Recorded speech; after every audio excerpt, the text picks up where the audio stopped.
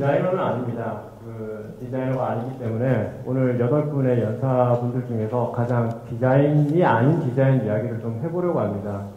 그래서 먼저 오늘 TEDxSNU의 주제 자체가 꿈의 디자인을 익힌다라는 어떤 주제를 가지고 있는데, 여러분들이 이제 새롭게 꿈을 꿀 수 있는 새로운 패러다임 하나를 제시를 하고, 또 그 패러다임에 맞는 또 새롭게 등장하는 사람들, 그리고 그런 사람들을 하나로 엮는 커뮤니티 디자인 이야기를 해보려고 합니다.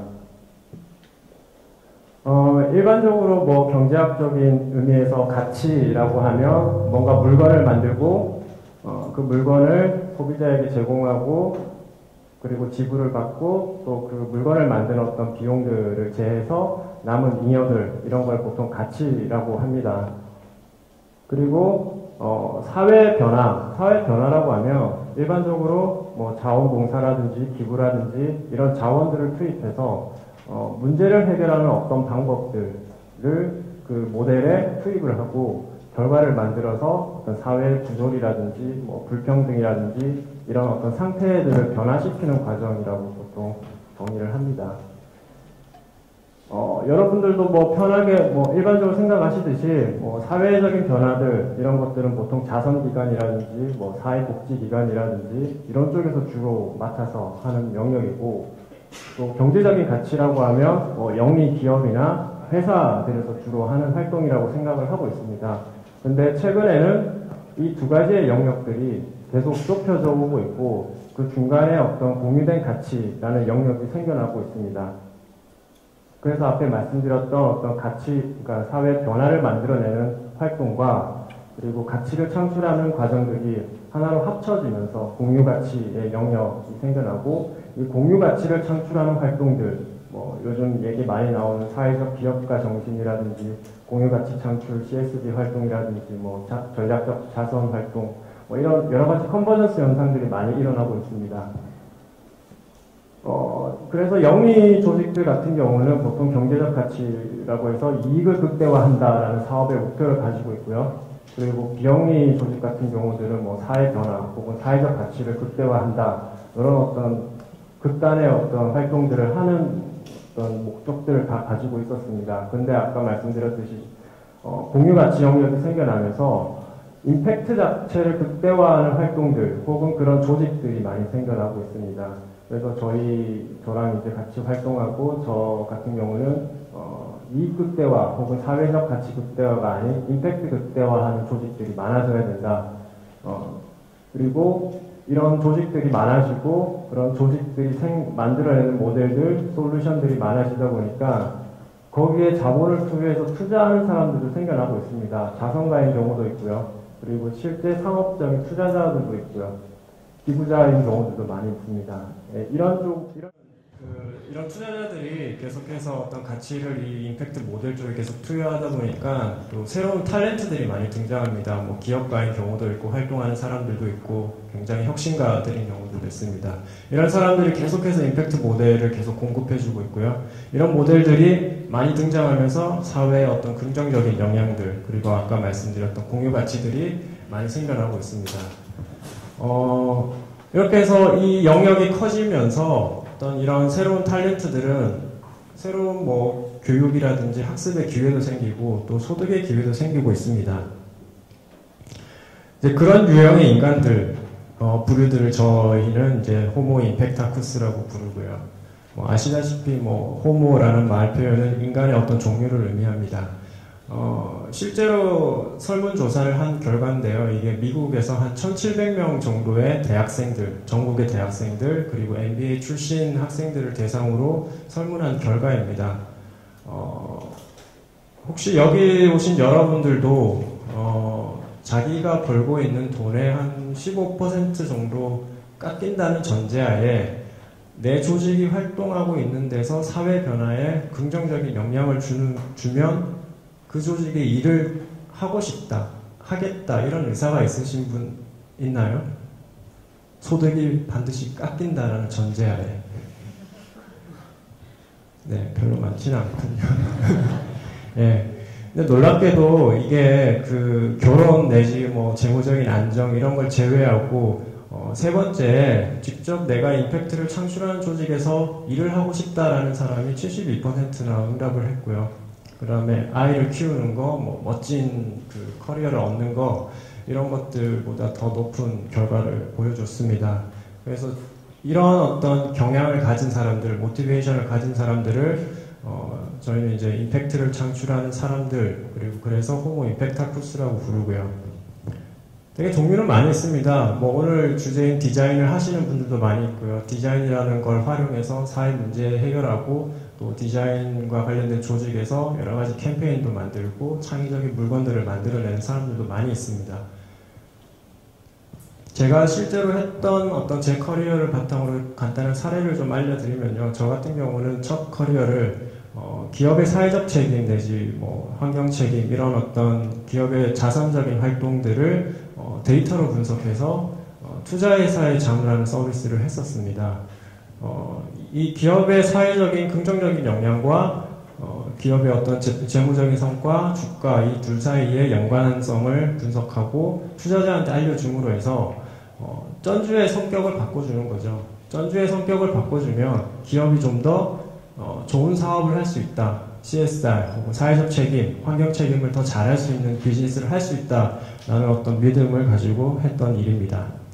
그리고 현재는 주로 기업과 재단들을 대상으로 기업의 사회적 책임과 관련된 전략을 짜주기도 하고요. 사회공헌 프로그램들을 개발하기도 하고 공익 마케팅을 기획하기도 하고 이런 어떤 기업이 사회에 참여하는 여러 가지 방법들이 있습니다. 그런 솔루션들을 제가 이제 포트폴리오로 정의하고 이분들에게 이제 그런 방법들, 아이디어들, 경험들을 공유하고 컨설팅을 하는 일을 하고 있습니다.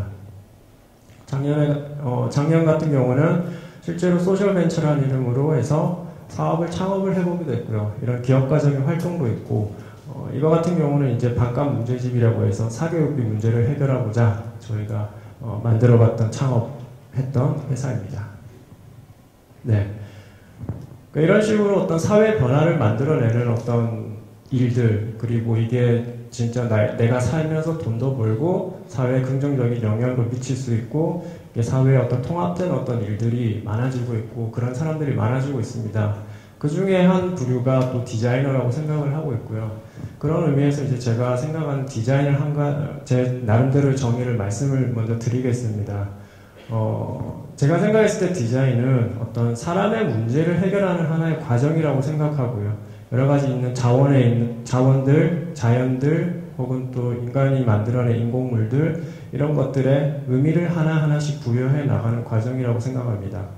그런 의미들이 결국에는 사람의 행동에 영향을 미치고 또 생각에 영향을 미쳐서 사회에 어떤 긍정적인 영향을 주고 좀 어려운 문제들을 해결해 나가는 이런 과정들이 디자이너라고 생각을 하고요.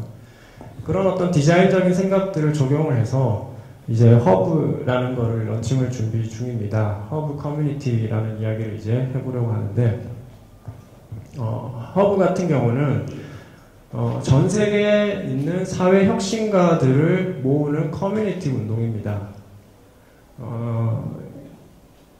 현재 한 30군데 정도의 도시에 있고 2005년 영국 런던에서 시작된 어떤 무브먼트라고 생각하시면 되고요.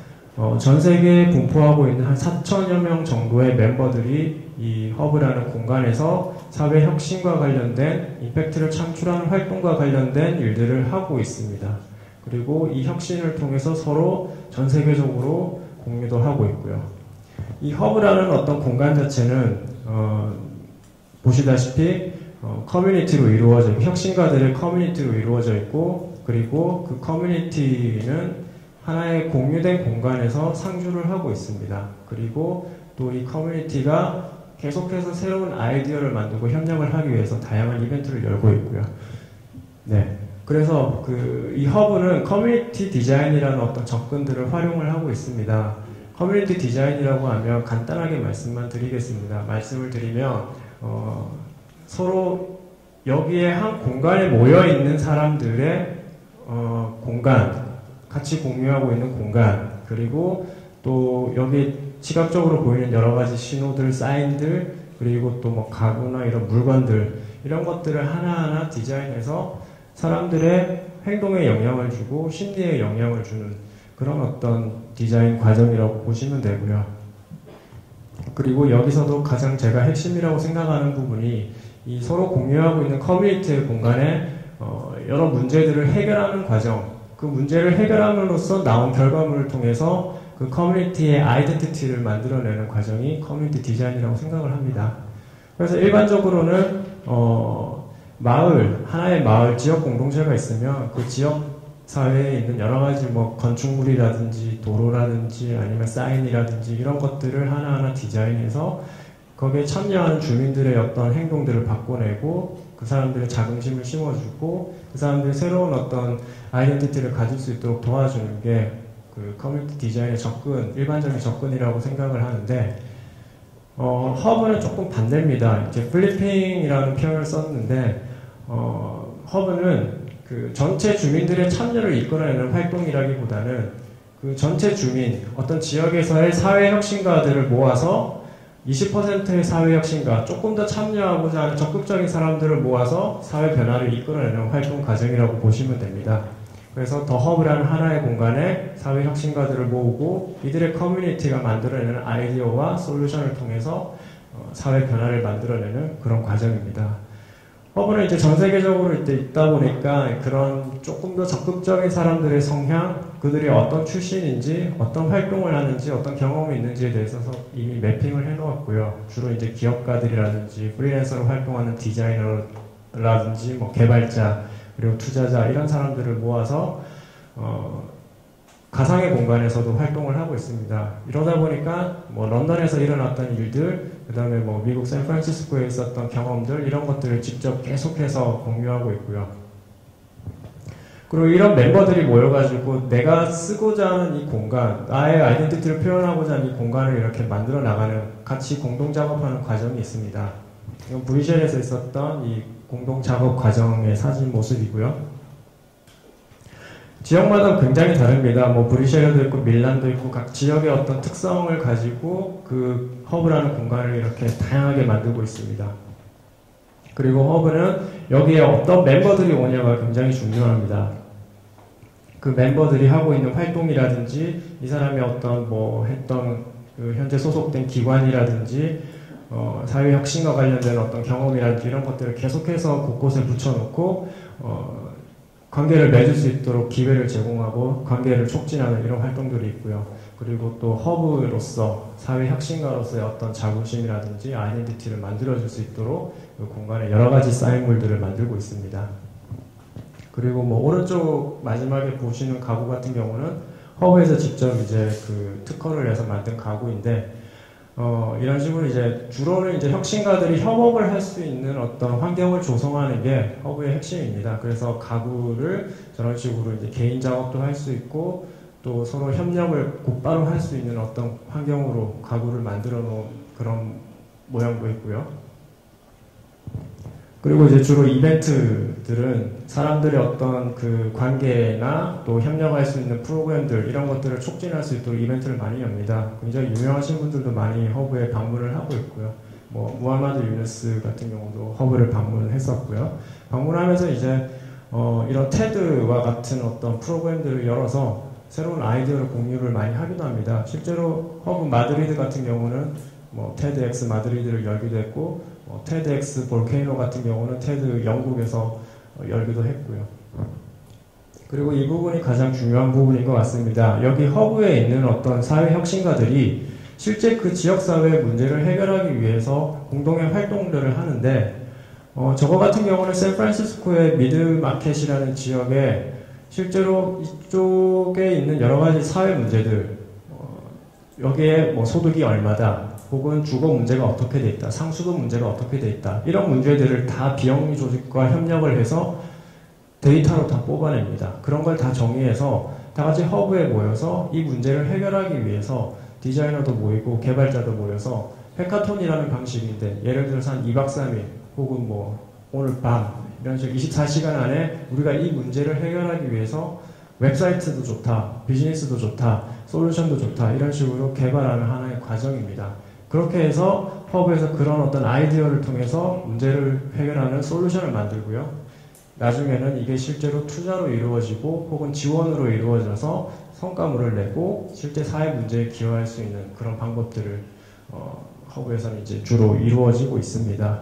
실제 이제 저 같은 경우는 미드마켓 같은 경우는 저런 문제들을 해결하기 위해서는 하나의 아이디어인데 이제 저소득층 같은 경우는 이제 뭐 금융이라든지 여러 가지 어떤 서비스의 접근성이 떨어진다. 그래서 웹사이트를 만들어서 바로바로 상담을 해줄 수 있는 사이트를 만들자. 이렇게 해서 이제 문제 해결하는 방법을 이렇게 만들어내서 투자를 이끌어낸 사례입니다. 네. 허브는 실제로 지금 11월에 런칭을 준비 중인 과정입니다. 사실 뭐 조금 더 빨리 오픈을 했어야 되는데, 지금 11월에 오픈을 준비 중에 있고요. 한국에도 이 허브가 빨리 생겨서 여러분들이 사회혁신에 대한 아이디어와 또 사회혁신에 대한 참여 의지들을 글로벌하게 공유할 수 있는 기회가 빨리 생기기를 바라고요. 생기는 거는 합정역에 올해 안에 생길 겁니다. 네, 간단한 스포일러였고요. 그리고 여기 테드 오신 분들은 아마 그 사회혁신이라든지 이런 아이디어 참여에 굉장히 적극성을 가지고 있는 분이라고 생각이 듭니다. 저희 허브가 열리게 되면 이 허브 큰 운동에 같이 참여하셔가지고 좋은 아이디어 또 사회와 공유할 수 있는 가치를 만들어내는데 같이 함께 하시기를 바라겠습니다. 감사합니다.